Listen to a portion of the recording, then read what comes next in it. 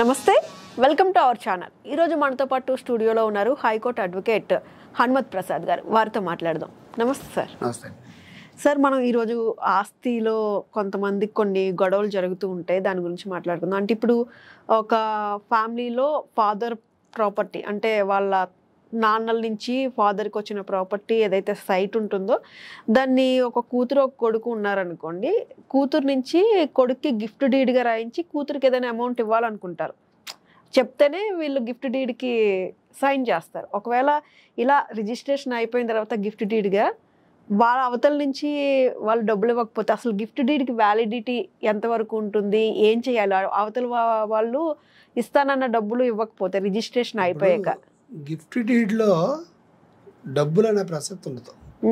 First gift deed కుటుంబ సభ్యుల మధ్య జరుగుతుంది. సెకండ్ది అంటే ఎవరికి పడితే వాళ్ళు గిఫ్ట్ రాయడానికి కుదరదు. ఎందుకు కుదరదు అంటే కుటుంబంలో వ్యక్తుల మధ్య జరిగినప్పుడు అది కుటుంబ వ్యవహారం కింద పరిగణించి స్టాంప్ డ్యూటీ తగ్గుతుంది. గవర్నమెంట్ కట్టే స్టాంప్ డ్యూటీ తగ్గుతుంది. బయట గిఫ్ట్ డ్యూటీ రాస్తా అంటే కుదరదు. ఎందుకంటే దానికి ఫుల్ స్టాంప్ డ్యూటీ కట్టాలి. ఒక వస్తువుని కొనుక్కున్నా అమ్మినా కూడా స్టాంప్ డ్యూటీ గవర్నమెంట్ పే చేయాలి. గిఫ్ట్ డీడ్లో అంత ఉండదు, స్టాంప్ డ్యూటీ చాలా తగ్గుతుంది. అందువల్ల తగ్గుతుంది. అంటే ఎందుకు తగ్గుతుంది? ఇది బయట వాళ్ళకి అమ్ముకుంటున్నది కదా, ఇంట్లో కుటుంబ నేపథ్యంలో ఉంటున్నారు. కుటుంబ నేపథ్యంలో తండ్రి కొడుక్కి గిఫ్ట్ ఇచ్చిన తన సొంత ఆస్తిని, ఇప్పుడు మీరు అడిగిన దాన్ని కూడా క్వశ్చన్ చెప్తాను. ఒక కుటుంబంలో కూతురు కొడుకు ఉన్నారన్నారు కదా, దీనికి నెక్స్ట్ వస్తాను. ఒక కుటుంబంలో తండ్రి తన ఆస్తిని తనకి నచ్చిన కుటుంబీకులకి ఇచ్చేటప్పుడు గిఫ్ట్ డీడ్గా ఇస్తాడు. గిఫ్ట్ డీడ్గా ఇచ్చేదా గిఫ్ట్ అంటే ఏంటి? బహుమతి, దానం. దానంగా ఇచ్చేటప్పుడు డబ్బులు తీసుకోవడం ఏంటి? మీ దగ్గరికి ఎవరో వచ్చారు, పాపం బాబు ఏదో ఆకలితో ఉందండి, ఇదంటే అదే కొంచెం దానం చేయండి అన్నారు. 10 రూపాయలు 20 రూపాయలు వేస్తారు. ఇట్ మీన్స్ మీరు దాన్ని తిరిగి రేపు ఎల్లుండే కనిపడినప్పుడు బాబు నేను 20 రూపాయలు ఇచ్చాను కదా ఇవి అంటారా? దానం. దానం అనే ప్రసక్తిలో గిఫ్ట్ అంటే అదే బహుమతి. బహుమతిగా ఇచ్చిన దాంట్లో ట్రాన్సాక్షన్, మనీ ట్రాన్సాక్షన్ అనే మాట ఉండదు. అందువల్ల ఏదైతే మీరు అన్నారో ఆస్తిని తన కుటుంబీకులకి గిఫ్ట్ డీడ్గా ఇచ్చారు. ఇకపోతే ఇందాక అడిగింది, కొడుకు కూతురు ఉన్నారు, ఆ అమ్మాయి కొంత ఇచ్చి సెటిల్మెంట్ చేశాడు, ఇతనికి ఈ రకంగా ఇచ్చాడు గిఫ్ట్ డీడ్, అది సరిపోతుందా లేదా? అదే కదా. లేదు సార్, అంటే ఇప్పుడు తండ్రి కొడుక్కి అది గిఫ్ట్ డీడ్గా ఇవ్వాలనుకుంటారు, కూతురు సంతకం కూడా కావాలి గిఫ్ట్ డీడ్గా ఇవ్వాలంటే. ఎందుకంటే తాతల నుంచి వచ్చిన ఆస్తి కాబట్టి కూతురుకు కూడా హక్కు ఉంటుంది కాబట్టి సంతకం పెట్టాలి కదా కూతురు కూడా. ఇప్పుడు ఒకటి తండ్రి ఇచ్చే ఆస్తి అంటే ఇక్కడ తాతల నుంచి వచ్చిన ఆస్తిని కొడుక్కి ఇంకోటి గిఫ్ట్గా ఇచ్చే రైట్ లేదు ఫస్ట్. ఎందుకంటే తాతల ఆస్తి మీద మనవలకి హక్కు ఉంటుంది, అనుభవ హక్కు, అనుభవించడానికి హక్కు తండ్రికి ఉంటుంది. మనవడికి అన్ని రైట్స్ వస్తాయి, ఇతనికి గిఫ్ట్ ఇవ్వడానికి కుదరదు. అంటే ఈయన పేరు మీదకి ఆల్రెడీ రిజిస్ట్రేషన్ అయిపోయి, ఎవరికి? తండ్రి పేరు మీద రిజిస్టర్ అయ్యి ఉంది ఆ స్థలం. ఇప్పుడు దాన్ని తండ్రి పేరు మీద రిజిస్ట్రేషన్ అయ్యి ఉంటే అది తాతల నాటి ఆస్తి ఎలా చెప్తారు?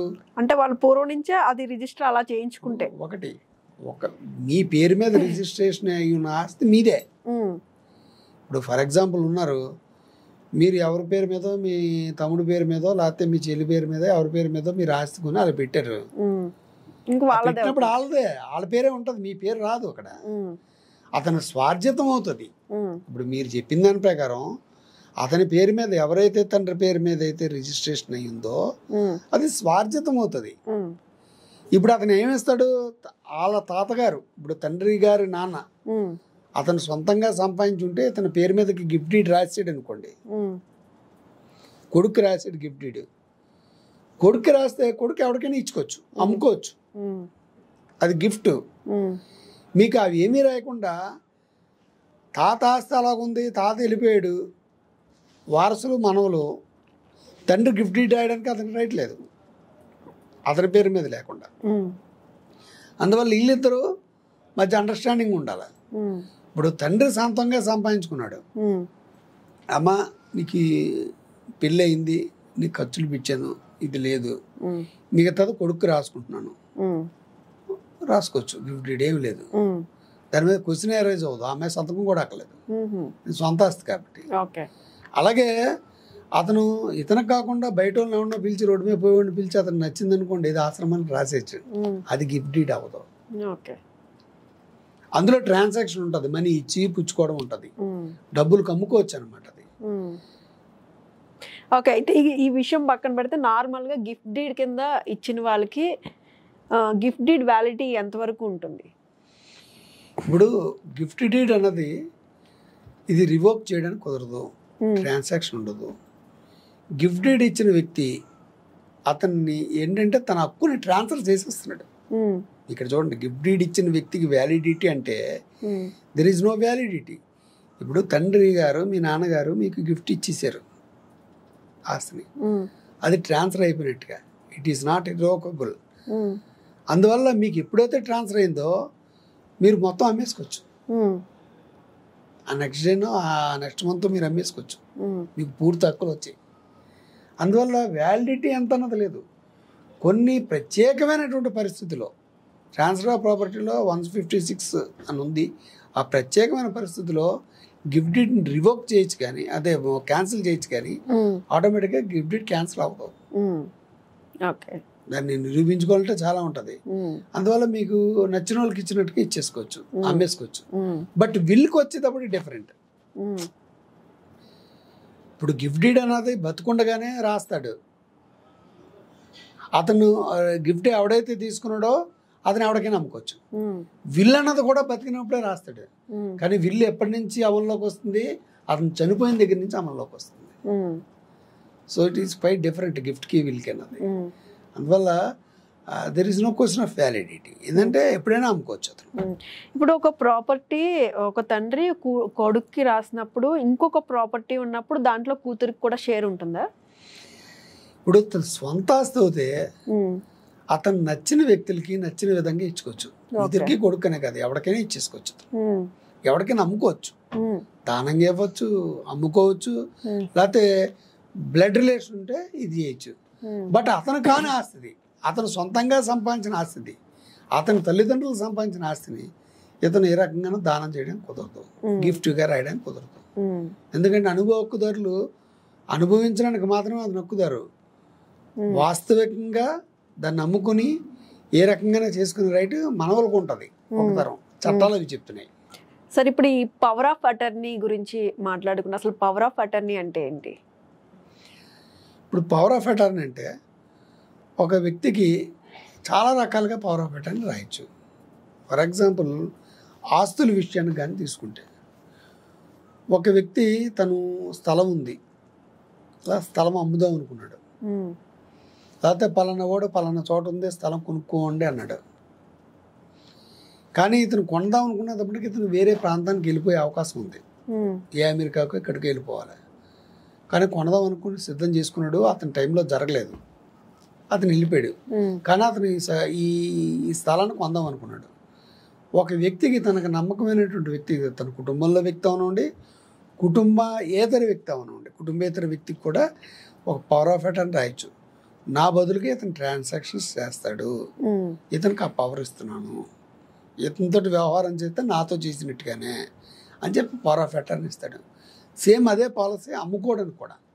ఒక ఆస్తిని అమ్ముదాం అనుకున్నాడు, అతనికి డబ్బు అవసరమైంది, అమ్ముదాం అనుకునేటప్పటికి అమ్మకం ఎప్పుడవుతుందో తెలియదు కదా, అతను ఊర్లో ఉండడు, వెళ్ళిపోతాడు. ఇప్పుడు ఎవడో క్లయింట్ కొనుక్కోడానికి వచ్చాడు, అతను ఎక్కడ అమెరికాలో ఉంటాడు, ఎక్కడ ట్రాన్సాక్షన్ కుదురుతుంది? అతను వచ్చాడు అనుకోండి, వచ్చాక నచ్చలేదన్నాడు అనుకోండి, అప్పుడు పరిస్థితి ఏంటి? అందువల్ల అతను నమ్మకమైన వ్యక్తికి పవర్ ఆఫ్ అటర్నీ ఇస్తాడు. పవర్ ఆఫ్ అటర్నీ ద్వారా నువ్వేంటంటే ఇతనికి హక్కు ఇస్తున్నాను, నా ఆస్తిని ఇతను నమ్మి పెడతాడని. అందువల్ల ఇతనితో ట్రాన్సాక్షన్ వేసుకుంటే సరిపోతుంది పవర్ ఆఫ్ అటర్నీ దాన్ని. సో ఇదే పవర్ ఆఫ్ అటర్నీ కొన్ని రకాలుగా ఉంటుంది. ఈ రియల్టర్స్ మోసాలు కూడా ప్రతి అంశం నుంచి మోసాలు అనేవి జరుగుతూ ఉంటాయి. ఫర్ ఎగ్జాంపుల్ ఇప్పుడు రియల్ ఎస్టేట్ బిజినెస్ ఉంది, వీళ్ళు ఏం చేస్తుంటారు, రైతుల దగ్గర నుంచి కొంత అమౌంట్ తీసుకుంటారు, అడ్వాన్స్ కింద ఇస్తారు, ఈ స్థలాన్ని అమ్మే అని అంటే అమ్మేస్తానండి అంటాడు. అమ్మేస్తానంటే మాట్లాడుకుని ముందు పూర్తి అమౌంట్ ఇవ్వరు కదా, కొంత అమౌంట్ ఇస్తారు. అమౌంట్ ఇచ్చి పవర్ ఆఫ్ అటార్నీ రాయించుకుంటారు. ఇక్కడ కండిషన్ ఏం పెడతాడు, నేను ఒక 6 నెలల్లో నీకు కట్టేస్తానని. పవర్ ఆఫ్ అటార్నీ రాసుకుని అంటే ఇతను అమ్మేసుకుని అతనికి డబ్బులు ఇవ్వడం అనమాట. ఇతను పవర్ ఆఫ్ అటార్నీ ఎప్పుడైతే రాసాడో అతను అమ్మేసుకుంటాడు, అతని దగ్గర నుంచి డబ్బులు ఇవ్వడం. కోర్టులో గొడవలు ఇవి. ఎందుకు పవర్ ఆఫ్ అటార్నీ రాస్తారంటే పవర్ ఆఫ్ అటార్నీ కూడా స్టాంప్ డ్యూటీ తక్కువే ఉంటుంది. ఓకే. ఎందుకంటే ఇప్పుడు నేను మీకు పవర్ ఆఫ్ అటార్నీ రాశాను, రిజిస్ట్రేషన్ చేస్తున్నానంటే ట్రాన్స్ఫర్ చేయడమే కదా. పవర్ ఆఫ్ అటార్నీ కూడా ప్రాపర్టీని ట్రాన్స్ఫర్ చేయడమే. ట్రాన్స్ఫర్ చేసామనుకోండి ఫుల్ డ్యూటీ కట్టవలసి ఉంటుంది, stamp duty. Okay. Power of attorney ఇచ్చారనుకోండి కేవలం నేను ఇచ్చేది పవరే, కాకపోతే స్టాంప్ డ్యూటీ చాలా తక్కువ కడతాం. ఓకే. ఇలాగ పవర్ ఆఫ్ అటార్నీ ద్వారా రాయించుకుని గవర్నమెంట్కి వచ్చేటువంటి స్టాంప్ డ్యూటీని ఎగ్గొడుతూ ఇలా కొంతమంది రియల్టర్స్ వాళ్ళు నమ్ముకుని డబ్బులు చేసుకుని వాళ్ళకి ఇంకా అమ్ముడు అవ్వలేదనో ఏదో చెప్పి వాళ్ళని మోసాలు చేస్తున్నటువంటి మోసాలు అన్నవి చాలా కోర్టులో ఉన్నాయి.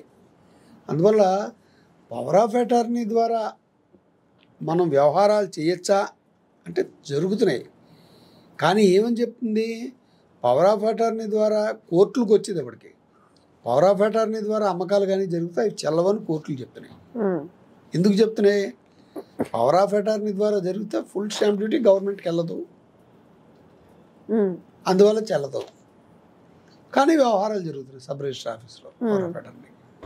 Okay, thank you so much అండి, చాలా తెలియని విషయాల్ని తెలియజేశారు. ధన్యవాదాలండి.